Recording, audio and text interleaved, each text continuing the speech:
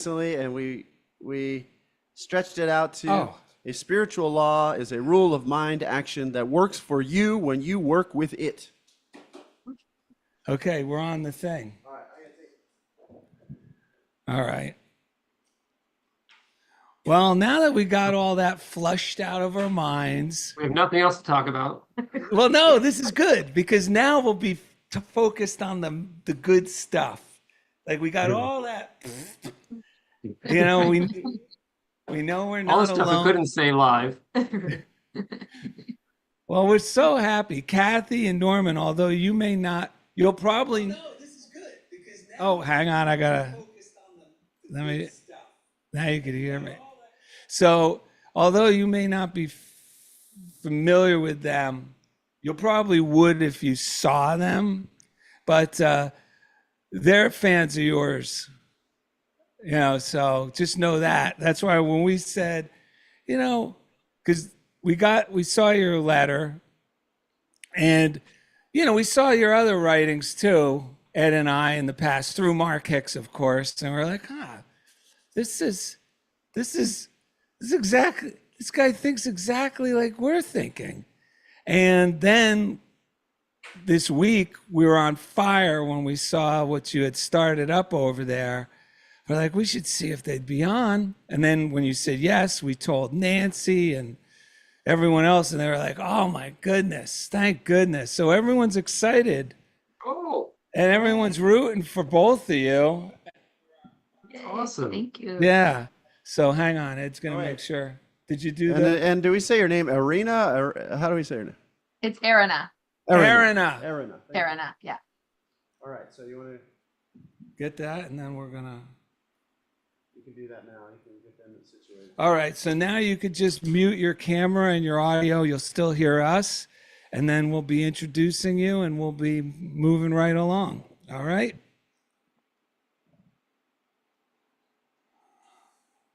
For those of you who already see us behind the scenes on YouTube, Ed's just getting things started on Facebook. And we're going to be kicking off this show. This is going to be a good one, ladies and gentlemen. Yes. Okay, the link is working. Good. Share it one more time. There we go. There we go.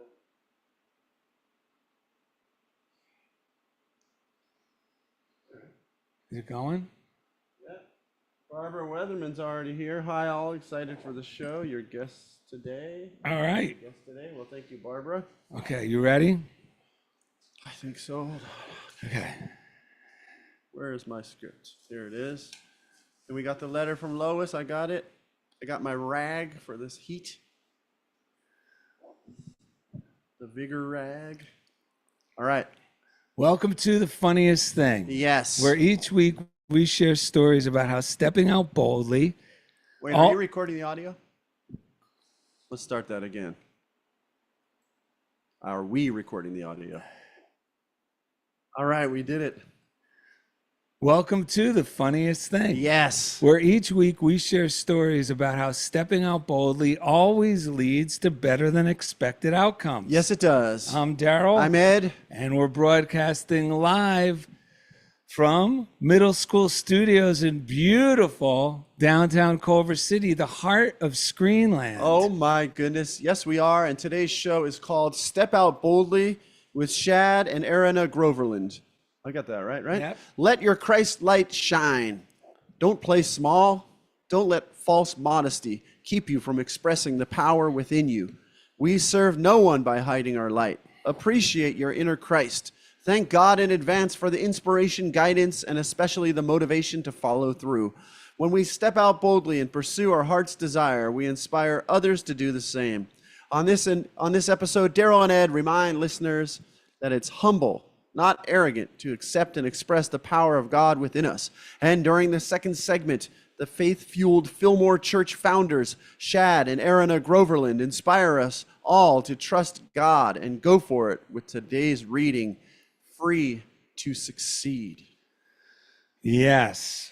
So are we going to kick this show off with what, Ed? Because I got readings. We got. We didn't even get the breaths down yet. Yeah. Well, I thought we were just going to go with the simple. Okay, we can go with the simple. You want to do it now?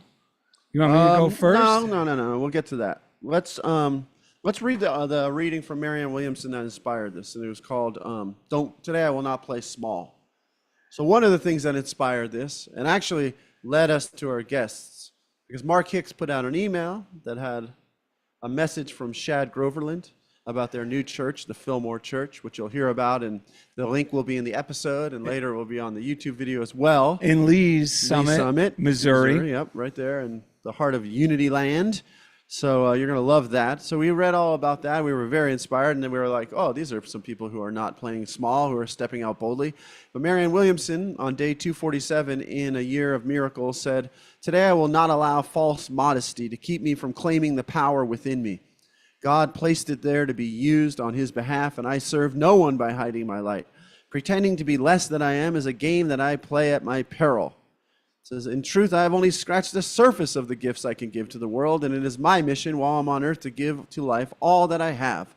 I arrived on this planet with a store of power, and so far I have only allowed myself to experience but a fraction of it. As I devote this power to be used in the service of the healing of the world, it will ignite into a mighty force. Such is who I am." Yes, Edward. What do you have, sir? Well, I'm going to read something that came this morning. And remember, we recommend that all of you get in the healthy habit of some sort of morning routine. That, success begins when we say kind things to ourselves. And the best time to start doing that is in the morning. And I have not met anyone yet who has begun a regular routine. We call it a routine so it doesn't sound too religious for some of you. But it's a routine where you wake up before you get going, before you do any of the chores, before you look at the cell phone, you make your coffee, you sit in your favorite chair, and you read a few inspirational books, and then take the time to imagine, as you're making your to-do list, imagine yourself going through your day successfully. Because whatever we choose in mind, in our conscious mind, our subconscious mind begins to produce. Yes. And what I was going to say is I have never met anyone who has done this for any length of time. And we just recommend you try it for 30 days. For two reasons. One, we know that after 30 days, you're going to be so amazed at how much your life transforms for the better. You'll be reluctant to not start your day this way. Yeah. And if you're like me and Darrell, where we are, I recommend you even try it one day and you'll never go back. It's amazing. And soon you'll be doing like Darrell and I. If you travel anywhere, you'll make sure your books are with you, not because you're clinging to some like ritual for safety, but because it feels so darn good and you know it's working, which is why this is Unity and Emma Curtis Hopkins and these teachers, these New Thought metaphysical teachers, teach a technique. That's why they often called it scientific or science of mind. Or it is a technique that when you practice it, it does work, period. So the morning routine is a key part of that technique. It does work. It will work. It always works. So this is what Darrell just said. He's never met anyone who uses it and actually gives it a shot that it is not successful, because it's science. It is based on principle. It always works. I used to tell people to give it a whirl. I would give them like a little framework of some of the readings I would do. And you hear about all the books we read from, but pick your favorite inspirational reader. And I would tell them, do this for just 30 days, even if you don't believe it. And you're going to be amazed at how much your life will transform for the better. That's how it was put to me. I love it.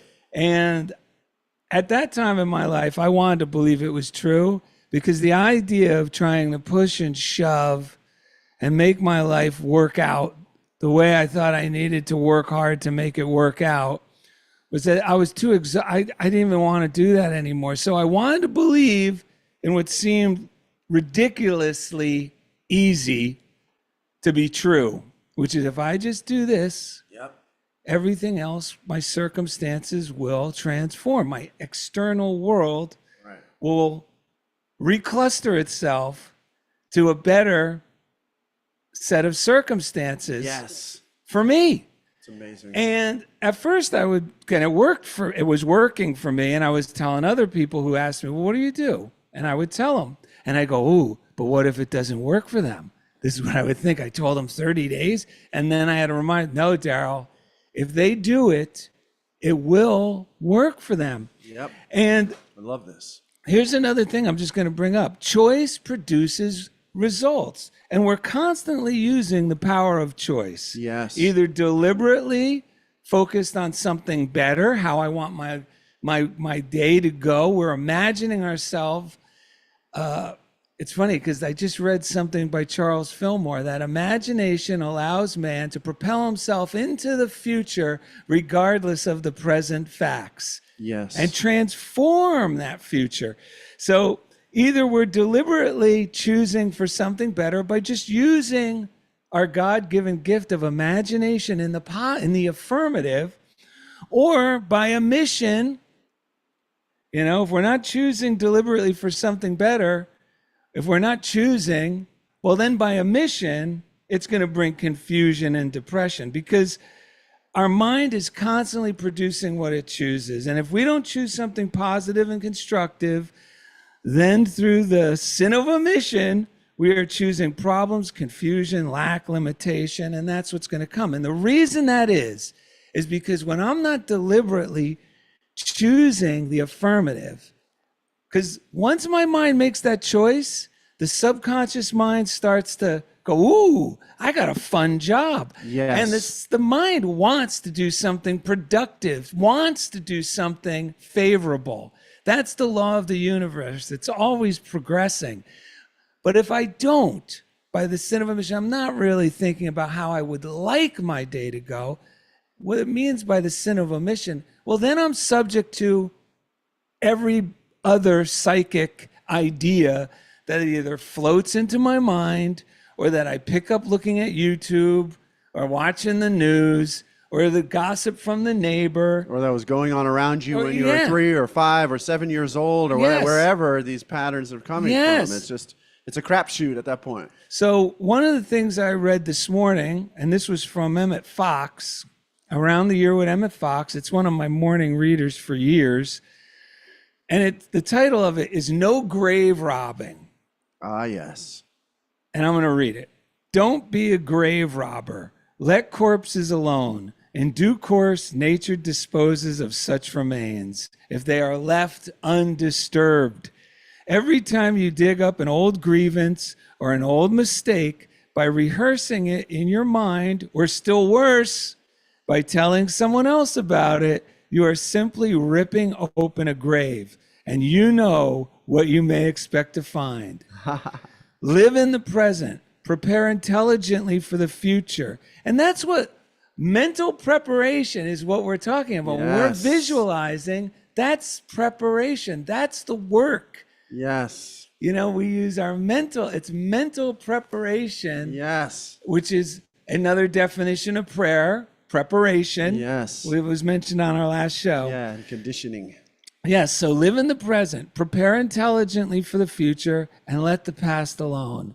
This is what Jesus meant when he said, let the dead bury the dead. Yes. Make a law for yourself today that you are not going to touch mentally any negative thing that has happened up to the present moment, and keep that law. Life is too precious for grave robbing. The past is the past, liquidate it. If a negative memory comes into your mind, cremate it with the right thought, the fire of love, and forget it. And I'm glad we're reading this, folks, because to be honest, Darrell, Ed, and our guests, we're doing a little bit of grave robbing before the show, but it's okay if we're getting it out And we all agreed, you know what? We're glad we flushed past that. is the past. We flushed that out of our minds. So now we can move forward and focus on the things that really matter, that are going to continue to propel our mind in the right direction. We're not saying you're not going to think about things, and there may be some things that need to come up and out. But the thing is, let's not just keep remaining a victim to those things. And I want to read one other thing before you read that. Yeah, do it. This is an anonymous reading. And I love it because it really goes with stepping out boldly, understanding that when we're making a list of what it is we believe will make us really happy, or if we have that desire to do something that seems too big for us to do, well, in regards to something that may make us really happy or too big for us, we think we could do, but we feel it in there as something we would like and want, well, that means that it's already for us. It's already there. There's an ancient saying, the greatest is the nearest. But the thing is, we don't believe the greatest is the nearest and right here for us. So we put it off. We tell ourselves, But once we are clear and just write it down, just write it down. There's something happens when you focus your mind long enough to write it down, that the decision in your conscious mind gets fully accepted by the subconscious, and that's when the magic starts happening. So here it goes from Anonymous, and the title of it's Excited.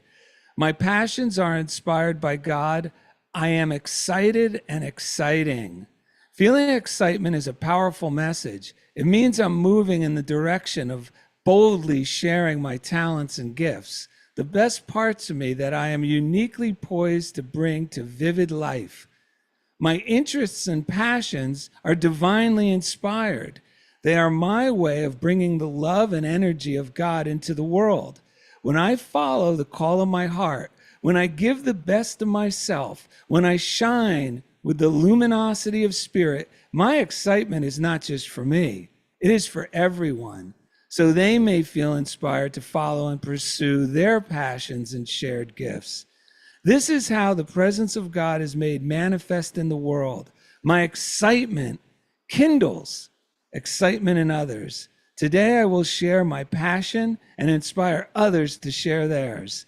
And a great psalm, folks, one of my favorite. This is Psalm 118, verse 24. This is the day the Lord has made. Let us rejoice and be glad in it. Wow, yes. Rejoice, ladies and gentlemen. Oh my God. That's so good. That's so good. I love it. I was just, for those of you who want to really delve into the origins, or one of the origins of this teachings, I've talked about this book before. If you're not on YouTube yet, if you want to watch us live doing the show or even watch it later, go to Funniest Thing with Darrell and Ed on YouTube. Saturdays at 1 p.m. Pacific time, 4 p.m. Eastern, we do stream it live.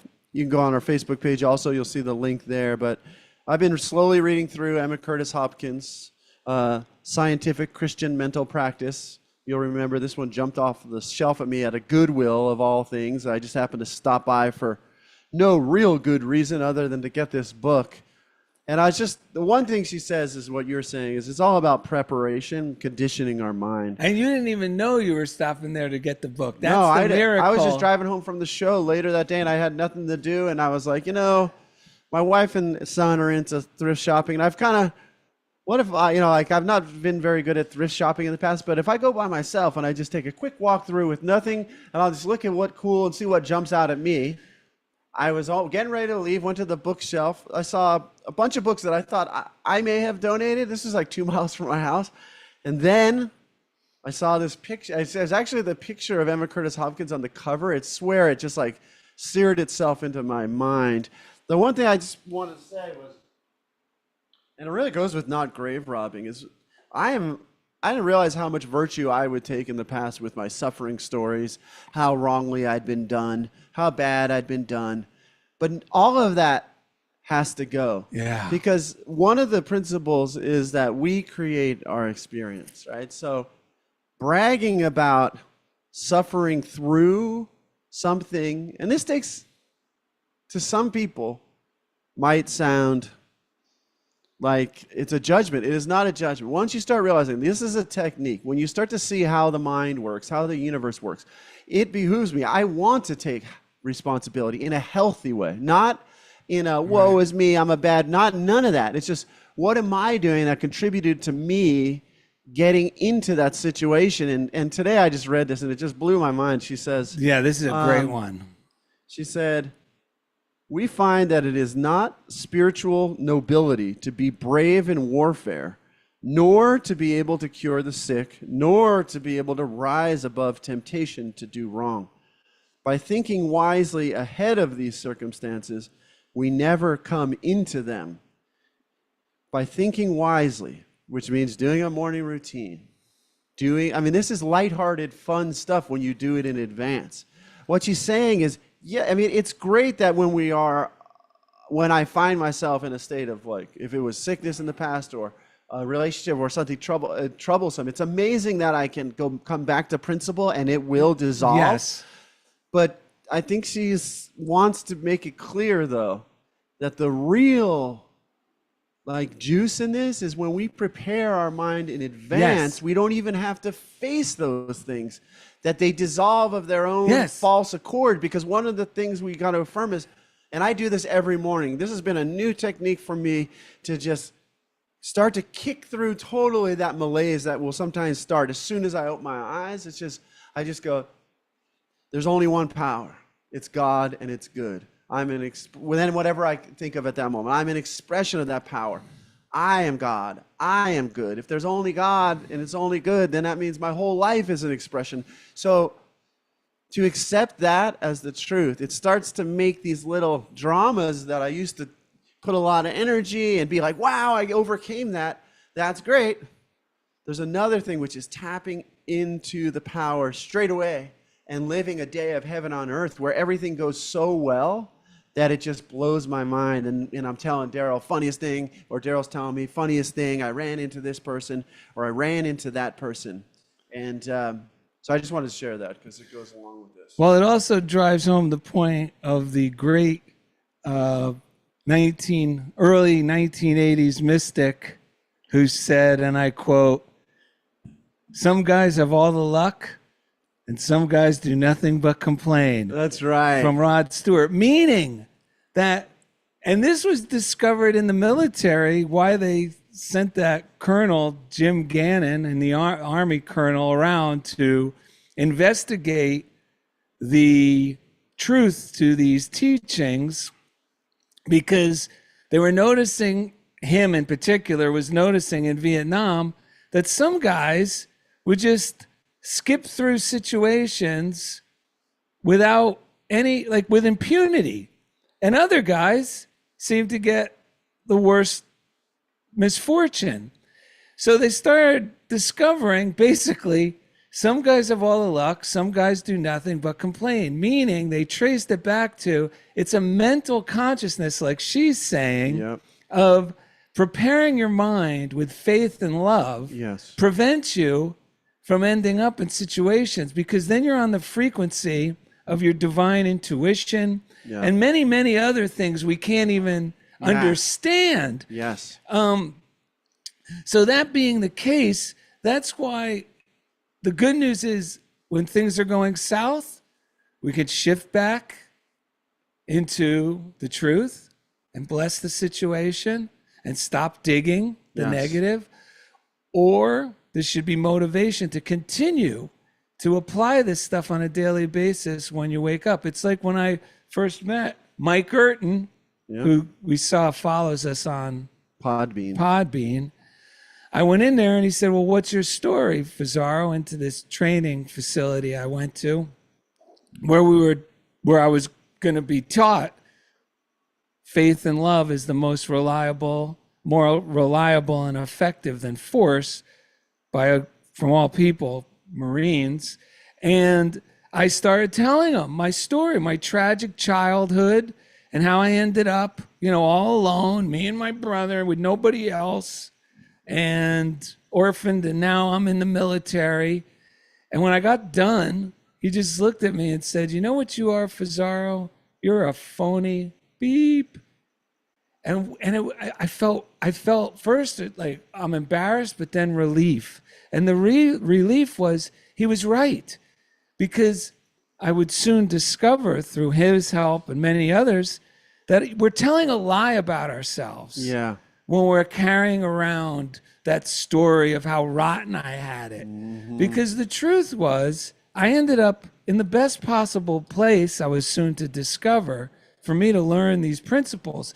And we're always, like today, I could look back at my past. First of all, I rarely, if ever, go into detail or even want to talk about any of that past. It doesn't do anyone any good unless there's an opportunity to maybe identify with someone in a unique situation who feels like his victimhood is legit. I could help them see, well, I went through that too, and you don't have to continue thinking that way. Right. But, it helped me learn that the best part of my past is there's nothing left of my past but a blessing. Yes. That I could look back now and see everything, even if I do reflect on the seemingly goof ups, mistakes, and horrors, that holy cow. Yeah. It got me right here today. Yes. With all of you doing this. And so did everything in your life. Yes. All that college, all this stuff, leaving school, going to school, living here, moving there. All that was work to just get us all together right here, right now. Yes. In this moment. Yep. Yeah, so Nancy Norman had us claiming 3 things that we want in our lives and letting go of 3 things that we don't want. Each day I've still been using it. It was a month ago. She suggested it. And like if you're on on YouTube, you can see that I'd write it in the journal. So I claim things like fun or big, happy financial increase, the best show ever, things like that. And then I release things like guilt and self-condemnation. And I add, it's a lie. Belief in lack, it's a lie. And what makes me think that Mike Urton was able to lovingly tell you that you were lying to yourself was that he had done it first for himself. Yes. Because when we do it for ourselves, then our words become healing. But if I haven't done it for myself first, it doesn't always go well when I try to do it for someone else. But that's why it's important as teachers and first and foremost for ourselves, that we do it for ourselves. We have to retrain our own subconscious mind to remember that, because one of denials are so important. So like, if my mind, this is where it's so amazing. So if it looks like, a bad interaction with someone at work, then another one, rather than thinking the world's against me, I listen to what's my mind saying. Oh, things don't work out. And then I make a denial. I don't believe that. With God, things are always working out as well. I know it's true. It's principle, because Gardner Hunting says any idea cherished in the subconscious mind you, these ideas keep trying to present themselves because they're active in our subconscious mind, that mind that's been conditioned from the past. What we're doing now is reconditioning our subconscious mind, that part of us that feels and brings emotion to things, right? And we need to do that. He says any idea cherished in the subconscious mind has a profound effect upon the life of the cherisher. Now, whether we realize it or not, we are using this power of ours all the time. Yes. Whatever you do or say, you can do or say because you believe you can. If you believe you cannot make a speech or ride a horse or swim, you cannot do any of these things. Likewise, whatever you believe you can do, even beyond what are considered, even beyond what are considered the limits of human capacity. When we nurse or hope belief long enough for it to become impressed upon the subconscious mind, it becomes faith. Faith that moves mountains figuratively and literally and inevitably. If we use our conscious mind only to build up apprehensions as to what we cannot do or be, we shall go through life unable to do or be anything worthwhile. If we make up our mind as to what we can do, we can and shall do it. Okay. Shall we do some the mail and then get our friends in? And our 3 breaths. Oh, yes. We'll end with that. Man, I have a friend who I work with that's such a blessing because she'll often state like her negative stories. And I've known her long enough, and she'll say, oh, man, I'm having a rough, I don't know if I could do it. And I go, isn't it amazing? You're still doing it. And amazing stuff is happening all around you. So I get to see that, like, we choose The good is always happening. It's just what are we choosing to tune into? Yeah. And because I practice it with myself, she'll let it go. You're right, and she'll move on. So we got a card from Lois Conklin and a loving donation. We love Lois Conklin. This is a Thank you. beautiful postcard. If you go on YouTube or Facebook, you can see it. Today's to-do list. She made this herself. Yep. Thank you for pointing that out. Yes. Today's to-do list. Number 1, smile. Number 2, don't sweat the small stuff. Number 3, think positive. Number 4, inspire yourself and others. Number 5, love all around. Number 6, be thankful. Number 7, be happy. Sending hope to all. And that is from Lois Conklin. Oh my God. Lee Yin surprised me in my school mailbox when I showed up on like Wednesday. This was in there, and it is a picture of Darrell and I In Beverly Hills. in Beverly Hills with some cool leather jackets on, and she added googly eyes and said, "Have a fabulous day." So thank you, Lee Yin, for the fan art. Wow, yeah. Ed demanded we drink ice cold frappuccinos that day, so we fit in Beverly Hills. Oh man, did we ever? We looked very posh. And then Chickadee wrote, "I really enjoyed your uplifting show and took the advice to visualize shooting javelins of love on my dog walk. Coming back to the parking lot, I enjoyed an interaction with a young boy and his mom. The boy had a toy bow, no arrows, and his mom shared that he had removed the string. The boy seemed to radiate as he told me that he shoots magic arrows that go anywhere he wants them to, as far as he wants them to. I thought it's just like the javelin I was envisioning. Thanks again." That Thank is you, Chickadee. incredible. That's Okay. amazing. What an amazing coincidence. So we're going to do, are you going to, Oh, did you thank the think? Patreon folks who are contributing to Yes. the show every Tuesday at 4 p.m. We have an amazing Patreon Zoom. You can watch it later if you're not able to make it 4 p.m. Pacific time. But whatever you're doing, we thank you for contributing to the show. If you're not on there yet, patreon.com/funniest thing. You can contribute $1, $3, $5. You can $25, but it's all about participating in the circulation with things that feed you spiritually and feel good.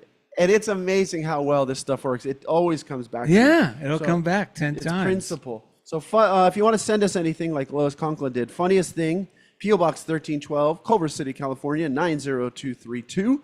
Thank the chief engineer, audio engineer, Jeff Comfort out in Kansas City, Kansas, each week. He takes us Right into the comfort zone. Yeah. He did his flyby. Now we're going to do our 3 breaths. Yeah, then we'll get our friends in This is here. a very simple one, folks, but it's effective. They'll start us off, right? Okay. Yeah. You ready? Yeah. Take a deep breath. God is renewing my mind and improving my circumstances. God is renewing my mind and improving my circumstances. God is renewing my mind and improving my circumstances. The angels. Man, we are so excited because coming up next, the faith-fueled Fillmore Church founders, Shad and Erinna Groverland, inspire us all to trust God and go for it with today's reading, Free to Succeed. Thank you for listening to Funniest Thing with Darrell and Ed, live from middle school studios in beautiful downtown Culver City, the heart of Screenland. All right, you get a tinkle? Okay, I'll let's hold down the fort. let them know they can. You guys can come in. For our YouTubers will see us now. When Jeff Comfort, who used to run Unity Online Radio, cuts it up on the audio, none of this will be in it, but our YouTube people get to hang out backstage. So, Ooh. hello, y'all. How are you? Hey, good. How are you? Good, good. I'm loving that piece of art on the wall right there, and I'm still trying to put together what I'm looking at. Okay, so Darrell Fazaro, artist, amazing person. He is an artist. As an artist, he goes by Fuzaro, Foozaro. Darrell has a incredible history as a successful visual artist, but he will recover art from thrift stores and then add something to it.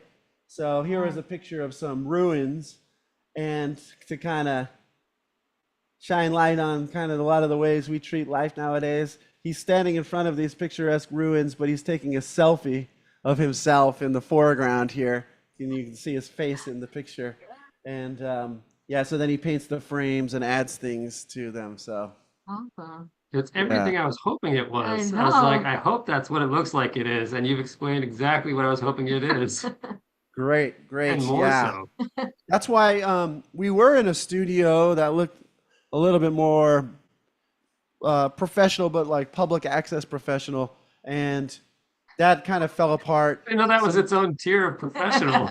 Yeah. Well, it's like, I always say, like, like people who make movies, if you can't really go all the way to like the level of blockbuster or whatever that level is, I'm not a movie person, but it's better to go kind of indie for me and use what you have and like make it your own, because otherwise it's situation. Yeah. So that's how. But we ended up back here, and we're in Darrell's art studio, and he actually teaches a form of, or he teaches people the intuitive method, how to trust your intuition through art, and then how to kind of generalize that into your life as well. But yeah, Darrell's an amazing artist and teacher. But it feels so good to be in this space with like prayer conditioned, creativity fueled space. And yeah, so we're loving it. I'm glad that you guys noted that, because you know how it is when you're an artist. He's like, I don't know if we should put it there. I was like, you kidding me? We got to make sure that thing is there every week, man. Totally. Yeah, It's the love best. it. Love your art. I was explaining to them how you make it and what it's all about, so they love it. Well, there's other. I mean, Yeah, we got other that's pieces. not one of my. Well, if you go to my See, look what website, no. you can go to my They love website. it. No. Well, they could still go to a website and see No, more but stuff I they wanna could call love. What you just said, that's not one of my. That is an amazing. Everyone who looks at that says the same thing. It's incredible. It's one of my favorite pieces you've ever made. And you can go to Darrell's website. What is your website? You can press the illustration. You'll see all my illustrations I've done. Or Yeah. regular But we art. can't downplay. This is incredible. Thank you. It is. Okay, good. We love Okay. I love that all I can see is the arm. It's even better with the rest of it. It's thiswillmakeyouhappy.com. Okay. Yeah. Shall we? Yeah, I'm ready. All right. You want to bring us back? And that was just Okay. a shout out to our friend Kathy Lepoff is out there. Okay. Kathy Lepoff. Yep. Oh, wow. Okay. I don't need these. Okay. You ready? Yep. Welcome to the second segment of this episode, which is Step Out Boldly with Shad and Erinna. Oh, this is Erinna Erinna Groverland. Groverland. Founders of the Fillmore Church. I just want to give a quick shout out to Kathleen Lepoff. Hi, Darrell and Ed. It's Kathy Lepoff. Hope all is well by you. I love this week's Patreon podcast. Well, that's good to hear. Thank you, Kathy. You're going to love this show as well. Welcome, Shad and Erinna. We're so delighted you're here in the studio with us. How are you today? Great. Thank you so much for having us. We're so excited to be here with you guys. What made you say yes to the invitation, by the way? I think doing podcasts are fun. So I don't know if I've said no to one yet. It's just to come on and chat with people and see what's in their head and just shoot ideas around. It's an absolute blast. So how could we say no? Yeah. Well, It's my first one, so he does oh, them a wow. lot. Yeah. Well, that makes us even more blessed by you being here. We were hoping you would both come on. We didn't know, but we're glad that you did. And it's amazing that as a former CEO, I don't know what are the acronym, that Unity Worldwide Ministries. I don't remember which one is which You anymore. nailed it. Yep. You nailed Okay, it. so, but your willingness to be that guy and still want to come on podcasts and say it's fun is refreshing. So thank you for doing that. Absolutely. And we've talked a lot, and we always like to open the floor based on as ministers and as truth students, and as people invited on the show. Is there anything you want to share straight away based on things that you've been hearing us talk about, or anything that you brought? Yeah, it's all wrong. So just give me about 30 minutes to correct you on some things you said. That's the best response we've gotten so far. Actually, I was just something popped in my head. You read that Emma Curtis Hopkins quote.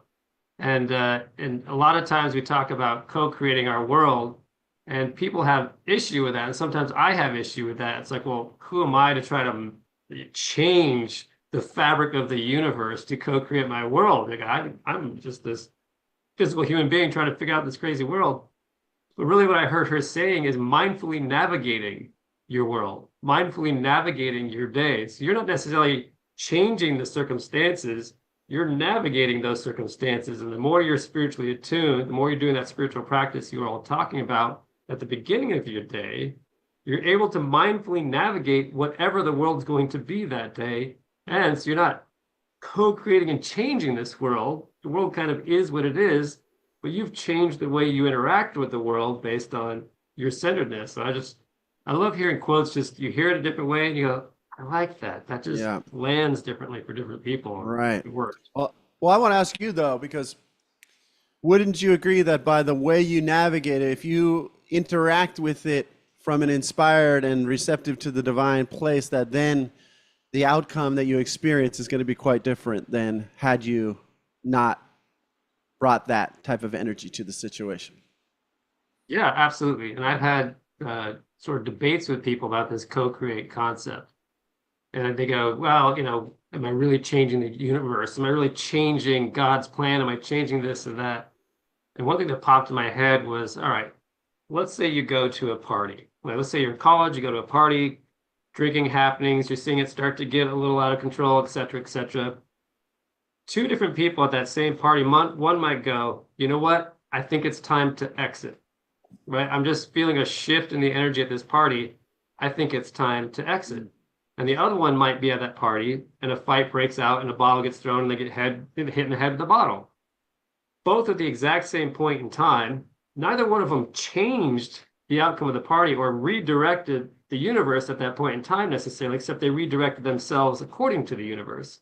So they did both co-create, in a way, their experience or the outcome they were going to experience without either one changing God's plan, per se.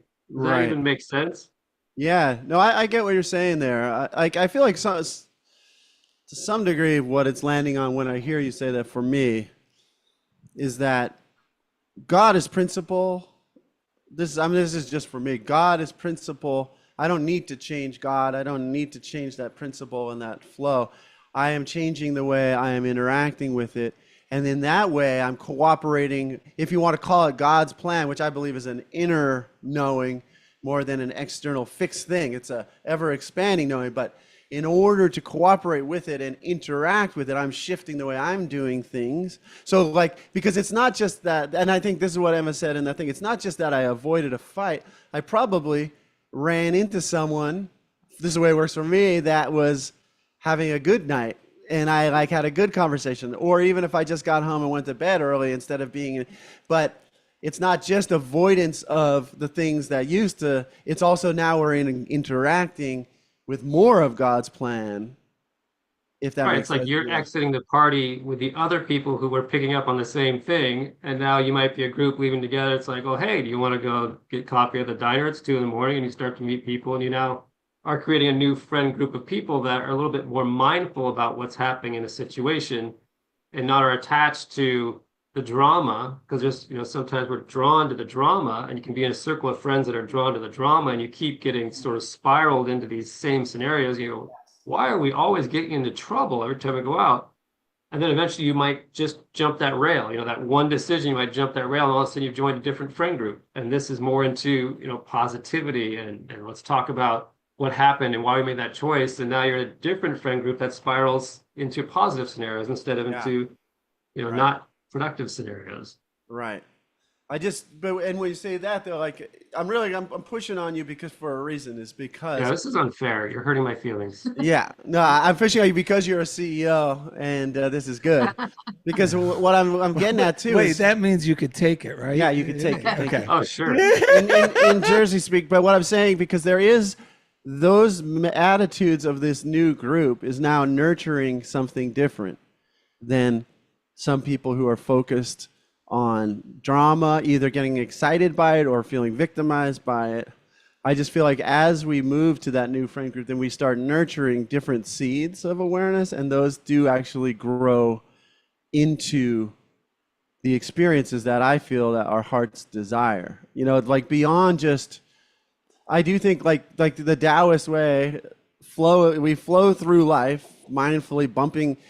We may hit a rock, but we roll right around it. But also the river is now taking me where I want to go rather than me fighting against it. And I end up in more of the places that I want to be. And so in a way that does change everything in my experience. Mm-hmm.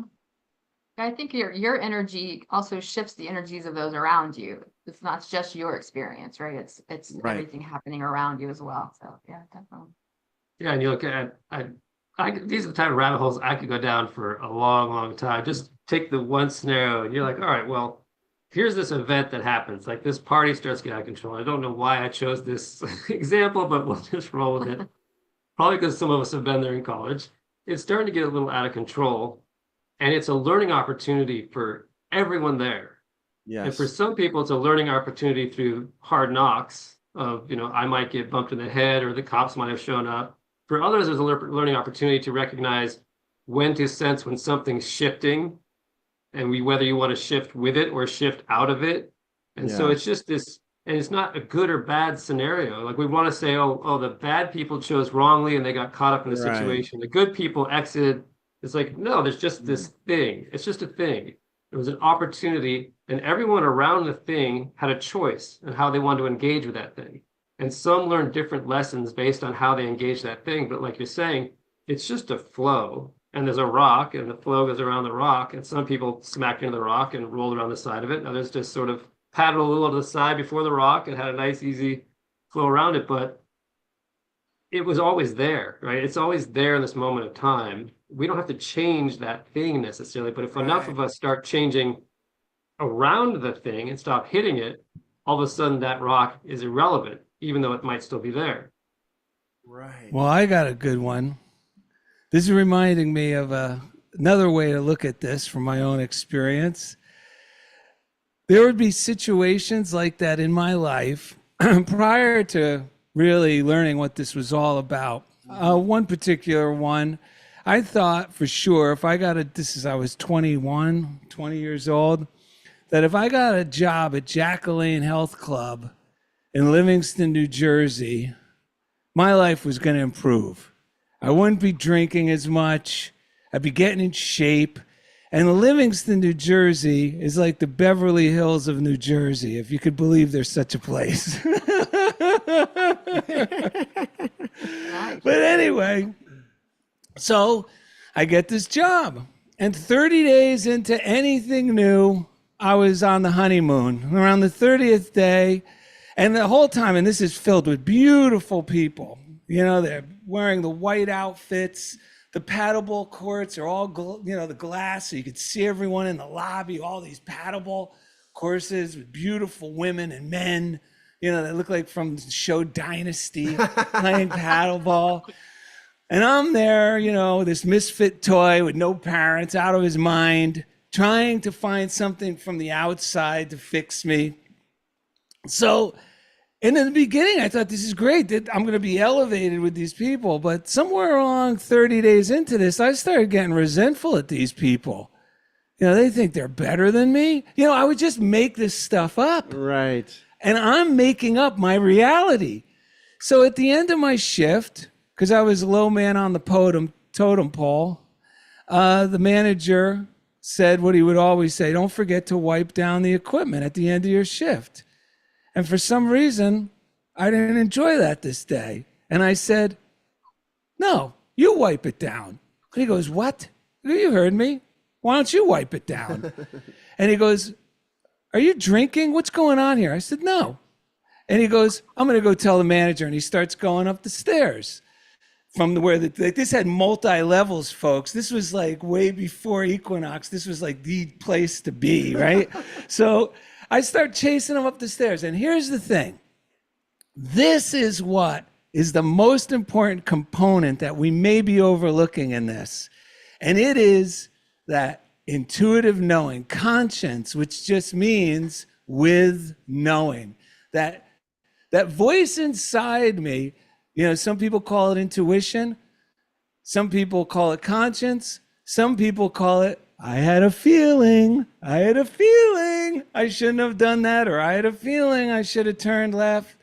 Well, I would get that feeling as I'm going up the stairs saying, you come back here, you little girl. that voice was saying, this is not good. Stop. But I thought that voice of God was the voice of a coward. So I would push it away. And I'd go, chasing him up, make a big scene. He tells the boss in front of all these beautiful paddle. Now they all stop to watch what's going on. And I'll never forget. He goes, if you don't fire this guy, I'm quitting. And I said, really? And I guess I saw something on F Troop where they like take the guy's rank off him and throw it on the ground. So I took his name tag and I pluck and threw it and stepped on it. And I said, you don't have to quit. I quit. And I marched out of there. The next day, I was so demoralized and embarrassed. You think I ever went near Livingston, New Jersey for fear I might be seen? No, never.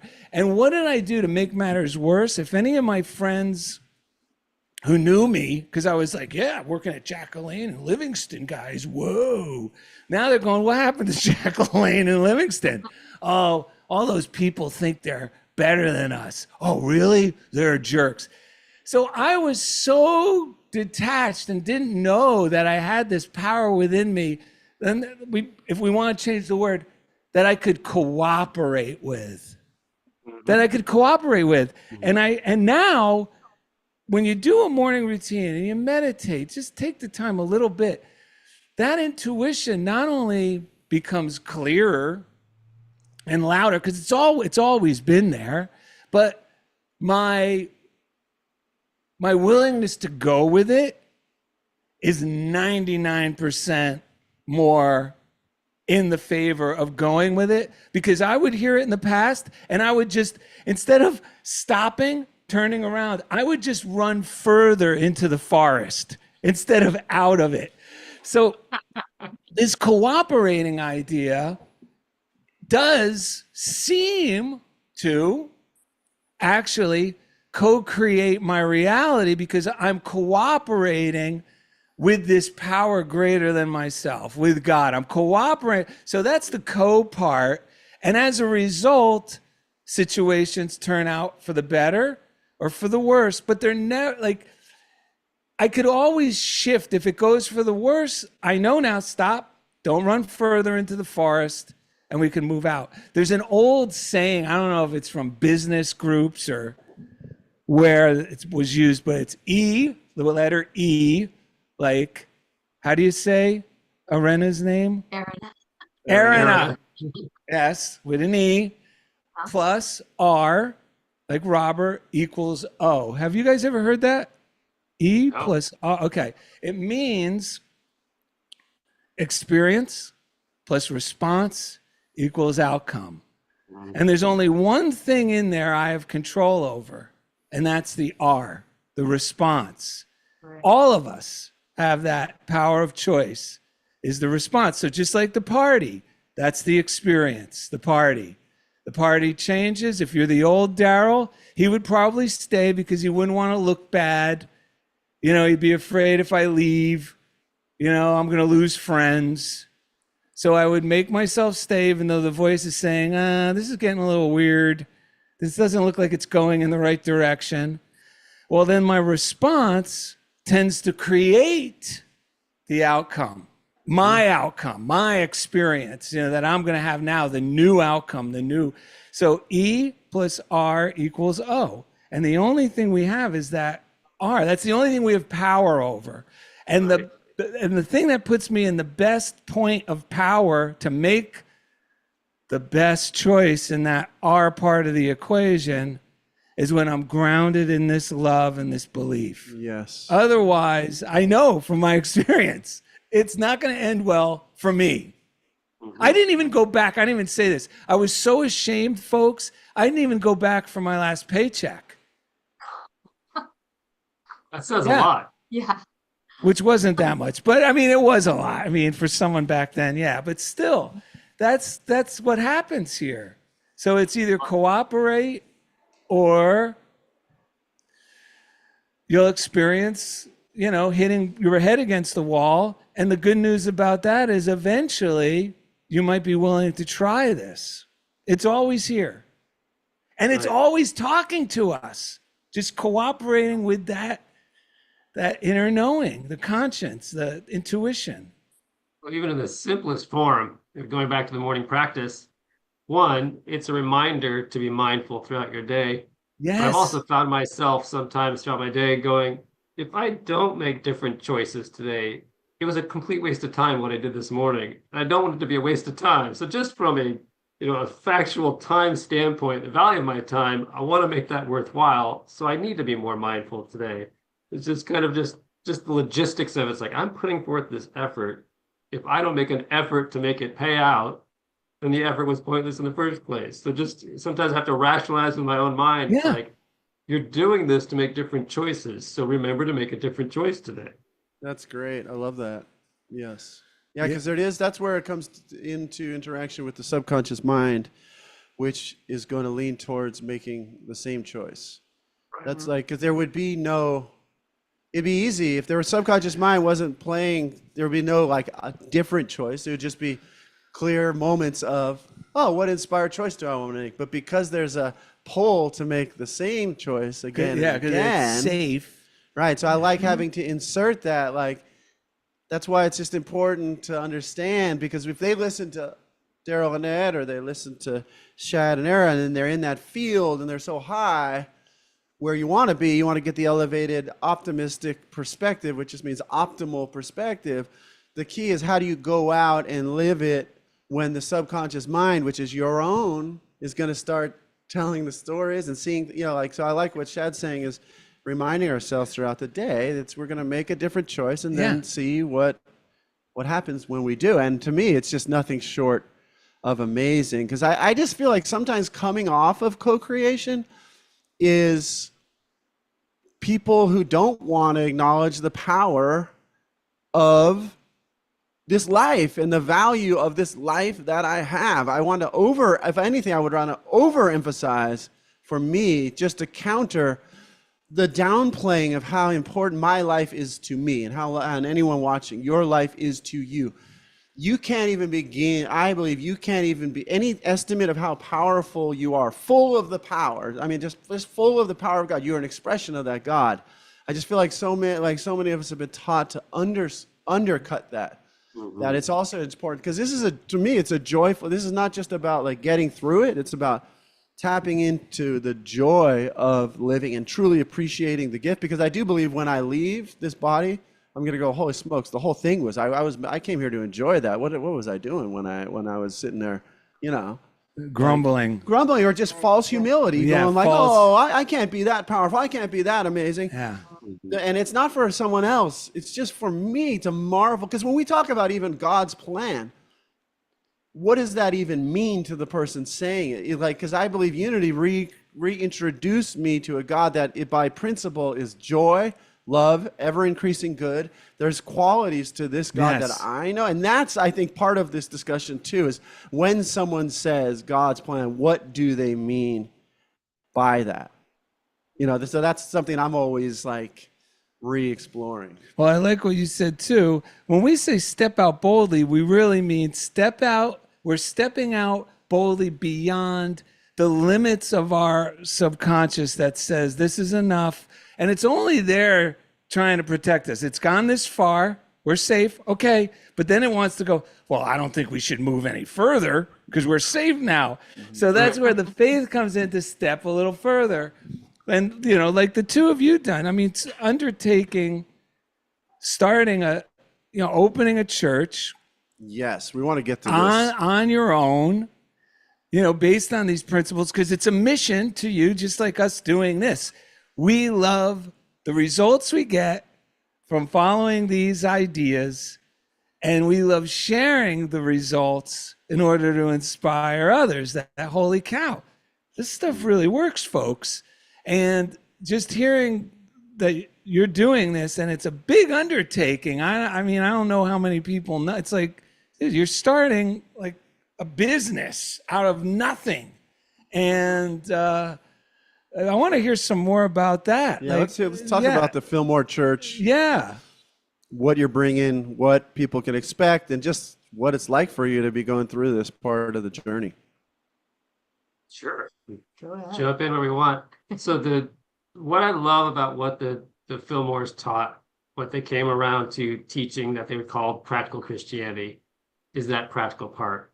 It's just exactly what we've been talking about. It's not esoteric, out there, crazy stuff that may or may not work if you someday get enlightened and can levitate. And it's not something that happens after you die if you've done all the right things. It's this next choice based on what you've just learned can change.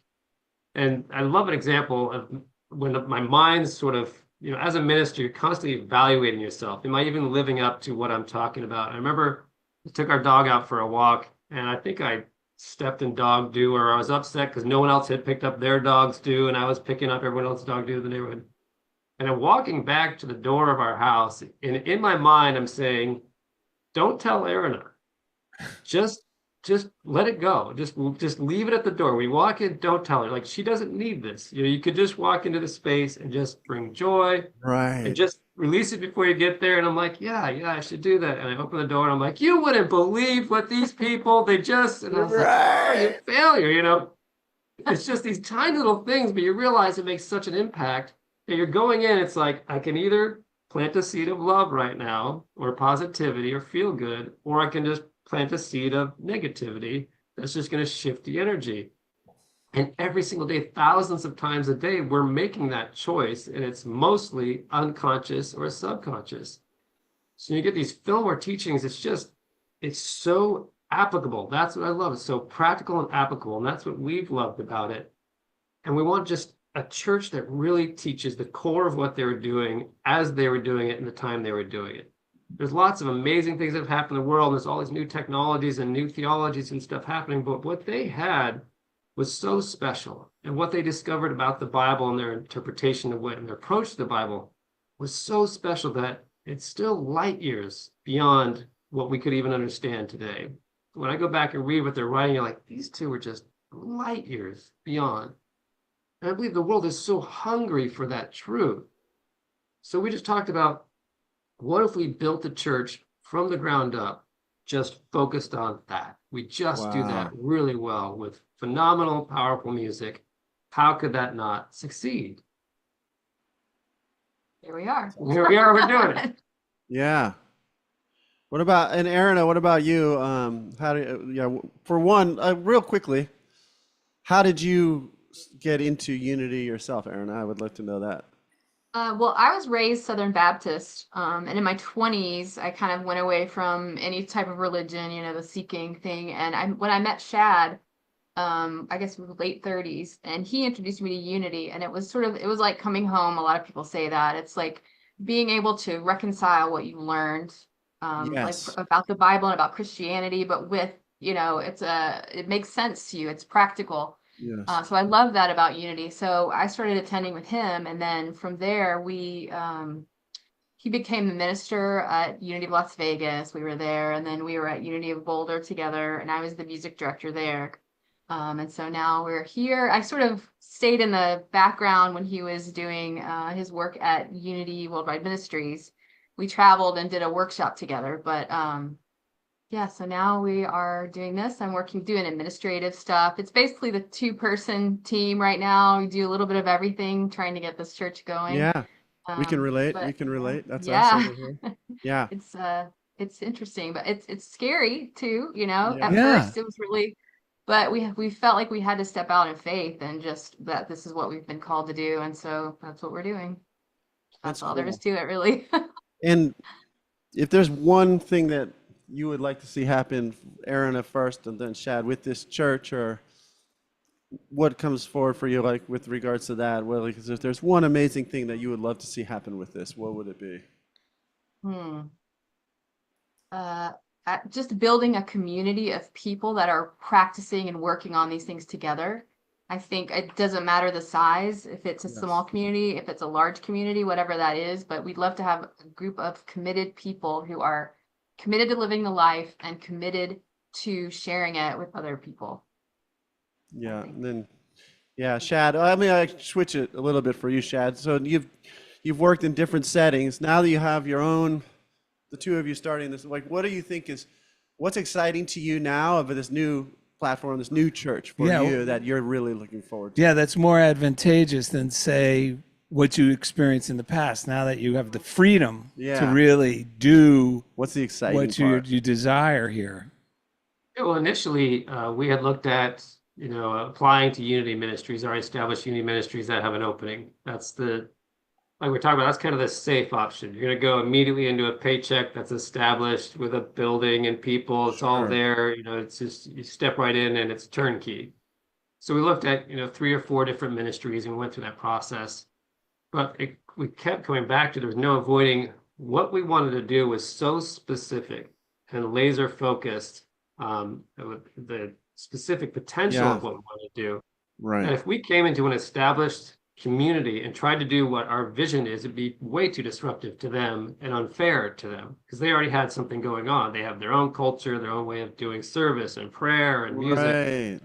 And we had a very specific way of doing 100 different aspects of ministry, because we've been around it for so long. We've traveled and visited so many Unity ministries, so many different kinds of ministries. We did this workshop over 40 times. We had over 250 different ministries in attendance to this workshop. So we've just seen a lot. And out of all of this experience, we had such a clear vision of how we wanted to do ministry that is consistent week to week and that grows people from step to step. And so for us, it's really, we could build our own culture from the ground up and really try to focus on what Erinna's talking about, is that authenticity. We're not just talking about this stuff. We're not just showing up to socialize. We are practicing this stuff. We're helping each other practice this stuff. And we're lifting each other up and we're calling each other up in this practice. So we don't just show up and talk about, oh, my hip and this happened on my job and this happened. It's really, there's a place for that. You need to vent. That's great. But then the person's lifting you up. And it's not just a prayer chapel. It's not just me. It's the community that buys into this culture. Yes. Let's raise each other up instead of pull each other down. Yes. Let's, make this a healthy community that when you come, you leave a better person each time. Yes. That was really our goal. Not that that doesn't happen at Unity churches, but the way we wanted to go about it is very specific. So it really was, all right, we're going to just step out on a limb. We're going to have faith that God's going to provide, which God is, and it's exciting, and do what we're being called to do instead of trying to we'll kind of do it here, we'll kind of do it there. We're willing to give here because we really could use that paycheck, or it's like, let's just authentically do it and see what happens. This is great, because that I came to Unity similar. You got to say her name, Ed. Erinna. Yep. Yeah, good job. I got it, folks. Yes. Similar to her, where I was blown away. Like, I could actually apply this. And it just felt like it was something I already knew, but now they're just saying it to me. And I heard a while back, it's not an uncommon saying that unity is not a religion, it's a practice. And I think a lot of places that share this stuff, who knows why, they've lost track of that. Like, we're here to share, wait a minute, it's like the difference between the theoretical and applied sciences. And the practical part of this too. Yeah, it's all practical, because theoretical arts and theoretical science is when we discuss and we get high off discussing these ideas that are amazing. But then there's the applied arts and sciences, where we're taking what we heard and we're applying it to make the sculpture, to prove the theory.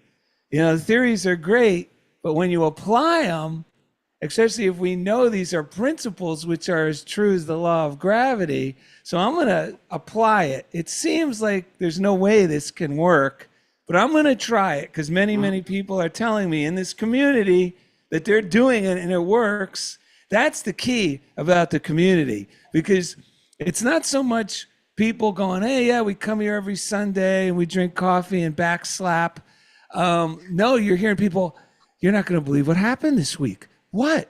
Oh, well, I did X, Y, and Z. And then this happened. This stuff really works. Oh, you too? Because I did this. And that's the part that made me convinced. Like, that's the part that I think I could already feel is going to happen, because that's what happened. It does not happen when you share that the practical way to apply it. That's the community that is attracted to it. You find most people have been thirsty for it. We do, from our listeners, and they always start sharing then that's why the title of the show is Funniest Thing. Funniest thing. You're not going to believe it. This seemed ridiculous. Just like the lady with the throwing javelins of love at people who in the past would annoy her. So it was suggested just throw a javelin at love at them, and it changes your attitude toward it. And she shared, holy cow, guess what? Not only did it work, but I meet a little boy who has a bow and arrow where he's shooting imaginary arrows off. Like, this is the exciting part of that community. Agreed.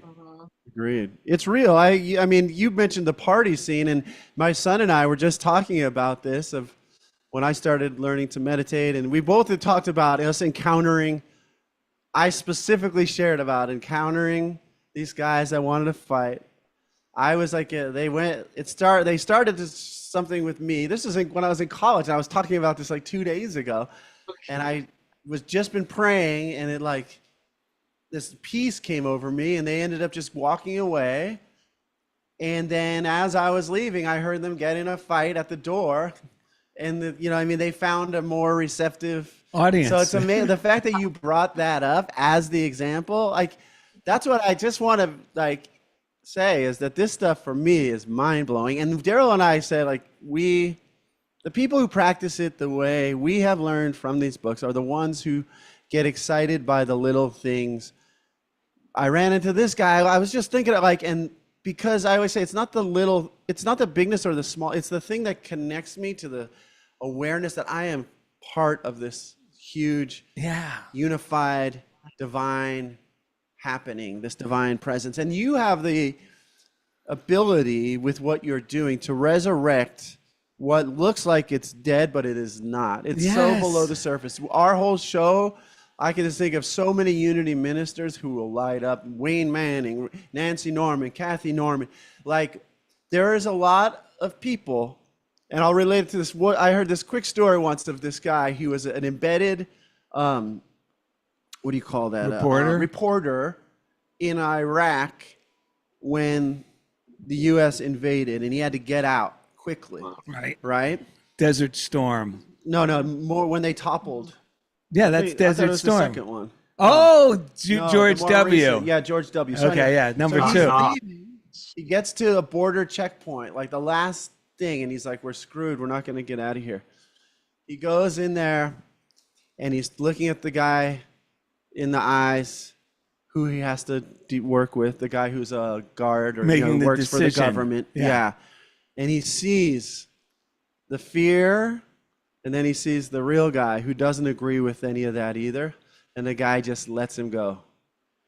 And that's like when there's this, when the leadership, and this is no judgment to anyone, but when leadership acts a certain way, everyone's sort of coping with it a certain way. But below that surface, there is that person. You don't get into unity. I mean, there's a lot of people who did not get into unity for any other reason that they found this, we call it the medicine, that works, the principles, the technique, all of this stuff works, and are, like you said, hungry, and it's on every level. It's in parishioner, it's the people who will come, it's the ministers out there who will light up, because that's why our show is often like this, like oasis. They light up with our show. John Strickland, who ran Silent Unity, he loves coming on this show. Wayne Manning, like I mentioned, many others, David McClure, and they'll bless us and they'll be chuckling because you create a space for people who are sincerely practicing this stuff to sincerely practice it and just share what naturally bubbles up.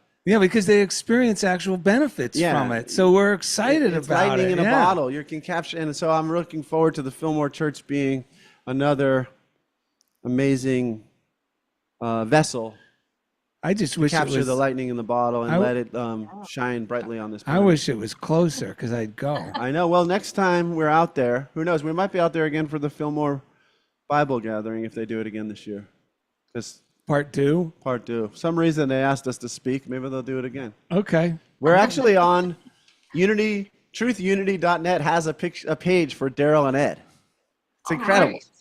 Awesome. Yeah. So, and all that is, Join the ranks. Just like James Dillard Freeman's poem ended up on the moon. That's the beauty of this thing. Darrell and Ed started a podcast bum, bum, bum. Now we're on truthunity.net. It's just like, it's a testament to what happens when you live this way. It's the funniest things that just pop off, and it's so fulfilling and gratifying. So I'm glad you guys are keeping that alive. We sent you a reading from Joyce Kramer. Did you see the reading? I don't think I saw it. It was below I saw the it. description. Would you be willing to read? Are you able to read it? We have it here I as well. can. Let's see. Let me pull it up real quick. Yeah. I was No going to say, problem. while she's doing that, the beauty about what we want to try to accomplish is that recognizing each denomination, each church, each faith really has a place in the world. Yeah. And to not think that one is better than the other, but it really is a place, like you were talking about, there's a time to study this, and there's a time to study this, and there's a time to do that. In some ways, Aaron has had a great advantage coming up in the Southern Baptist Church that I didn't have growing up in Unity, because you've been exposed to another faith and another way of thinking. Yeah. And I'm picking her brain a lot to go, well, how do they do this in the Southern Baptist Church? And what do they believe about this? And what do they see about that? And it opens my mind. Yeah. Right. I didn't think about it that way. And there's a lot more, what I would say reverence in the Southern Baptist Church. And, they might call it fear, but it's really honoring and reverence and respect. Yeah. That we sometimes lose in the New Thought circles, my perception, because it comes a lot about, well, I have the power, I co-create, me and God are doing this, and kind of losing that reverence for, well, there's this Jesus Christ, like this incredible essence that's so awesome that God, like, oh my goodness, just so amazingly awesome. I have such respect and reverence for this thing. To have that, brings you back into humility. That's so important in that process as well. So Totally. you look at these different faiths and churches, you go, each one figured out something. Yes. They each figured something out that's really awesome. That why don't we try to do the best of that? Really honor, not shame, but honor what they've done really well. And then that's what I saw the Fillmores did. They created practical Christianity, not to change or to say this is better than, but it's like, this works. This is the best of what we see. You've got the best of what you see. You've got the best of what you see. Yeah. Yes. Just do these things and do it really well. I'm just going off. All right, we got to I'm read. with No, you. no, we often It's really important what you're saying, because that is the original unity way of looking at things. That's not just a nicety that you're saying.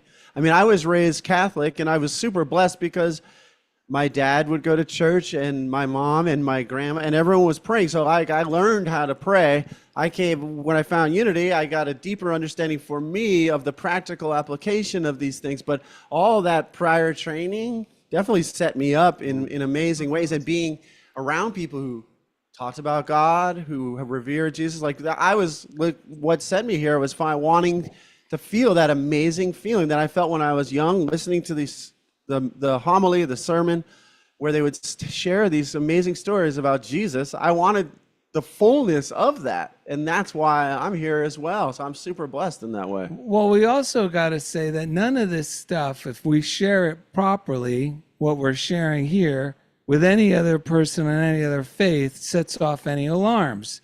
Because the Fillmores originally made their talks after church time, so people from other religions or people from different faiths could come, listen. Okay, I can add this. We've had many nuns on our show because there's what's it called? A nunnery? Convent. A convent. Nunnery, if you will. A nunnery in the area. And we befriended them because they have a great little chapel in there that's air conditioned for us to meditate in. Yes. And the Daughters of St. Paul. If you're ever in Culver City, you can visit their bookstore. They have a bookstore and a gift shop down below, and an amazing chapel for people to meditate. And it has the Eucharist in there, and it's just prayer conditioned. They live upstairs. It's incredible. We've partied with them on birthday parties. Yeah, but had them on the show. The best part was they don't disagree with anything we share. They jump right on board with it. One of them even told me and gave me the Message Bible. The Message Bible, saying, yeah, this is the best. This is the one I read from the most because it gives the best inspired interpretation for me to digest. This was a nun, but she was getting everything on her iPad, so she gave me the physical Message we've Bible. used it many times. It's great. Yeah. So that's the great thing. What you just shared is this is a cooperative thing we're talking about. This isn't we know the best method nobody else knows what we know. No, we're saying, wait a minute, we understand this little bit. Can you bring some of that? And wow, this is amazing. Now we're like teams, That's right. like enjoying it together. Enjoying is key. Yeah. All right. Maybe this is the right fit for you at this time. Yeah. And maybe later there'll be a different right fit for you. That's right. Totally. And that happens. That's right. All right. So we have Joyce Kramer's reading there. Go for it. Okay. Yes. All right. I give thanks for this new and perfect day filled with the promise of God's goodness and love. We are held back, limited, and restricted in our present day experiences so long as we hold on to the past. Our past is not in control of our present. Some people seem to enjoy holding on to negative feelings as indicated by their conversation habits regarding disappointments, frustrations, resentments, and problems. Dwelling on the past makes you ineffective today.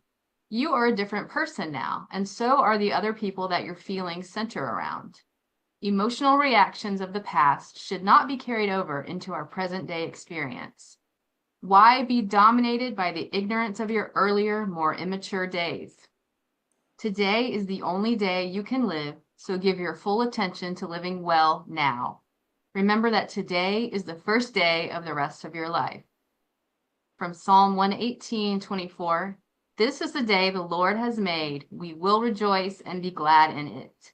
Wow. I did not know that was the same psalm. Remember earlier? Yeah. Yeah. What a coincidence. Wow. Funniest thing, folks. Yeah. Oh, we got a story we got from TMZ Lee's Summit about the two of you, right? Yes. Let's tell everyone real quick. If you go to Fillmore, FILLMORE.church, you can see the website for Fillmore Church. Anything else you want people to know in terms of how to stay in touch with you, to get involved?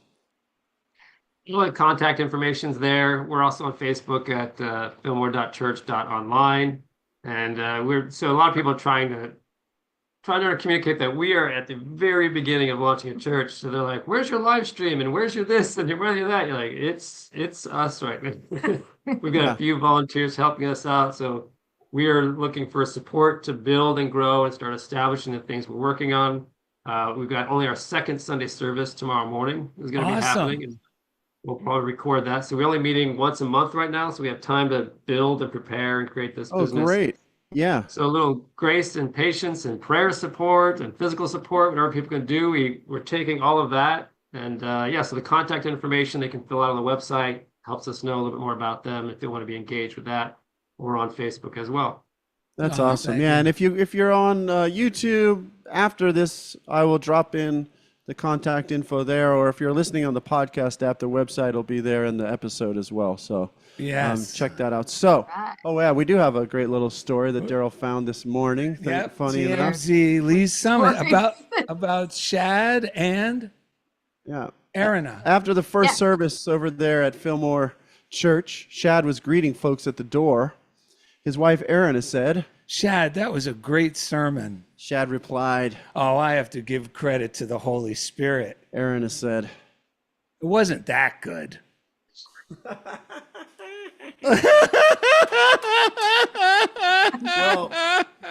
Well, just so you know, the worse the joke, it means the more we love our guests. So you're way up here. We feel the love. So it wasn't that good. After you read, we'll just repeat this here. It sounds like the Fillmore Church was a lot like Cheers in certain ways, which is making your way in the world today takes everything you got. Taking a break from all your worries sure would help a lot. Wouldn't you like to get away? Sometimes you want to go where everybody knows your name. Burn, burn, burn, burn. And they're always glad you came. Burn, burn, burn. You want to be where you can see our troubles are all the same. You want to be where everybody knows your name. Visit DarrellandEd.com. Fillmore.church. Thanks again for being a part of Funniest Thing with Darrell. Sometimes you want to go. Everybody knows your name. Burn, burn, burn. And they're always glad you came. You want to be where you can see. Our troubles are all the same. You want to be where everybody knows your name. Fillmore Church. Woo! Another embarrassing ending to a great show. Yes. Perfect. It was Thank you perfect. both for coming on. If there's ever anything we could do, or anything you Yes. want to let get out there, if we can help, let us know. And we'd love to have you guys on again. If we're in the area, you never know, we might show up in the seats. Yes. Oh, great. We'd love to have you. Yeah. Oh, that's awesome. Yeah, well, thanks again. Have a great day, great weekend. Thanks, Good you luck guys with too. everything. You too. All right. Bye. Bye-bye. Bye-bye. There we go. We did it.